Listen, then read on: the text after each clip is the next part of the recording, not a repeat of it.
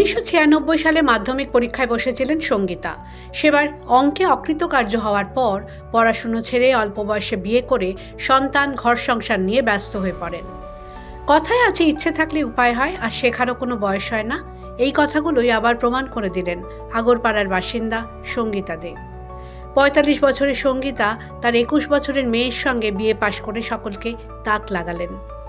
আসলে যত দিন গড়িয়েছে ততই সঙ্গীতা বুঝতে পারেন নিজের একটা পরিচয় তৈরি করা দরকার। কিন্তু মাধ্যমিকের সার্টিফিকেট না থাকায় সবকিছুই আটকে যাচ্ছিল। একরকম প্রতিকূল পরিস্থিতিতেই ছেড়ে দেওয়া পড়াশুনো আবার শুরু করেন। অবশেষে মেয়ের সঙ্গে স্নাতক হলেন সাংবাদিকতা নিয়ে।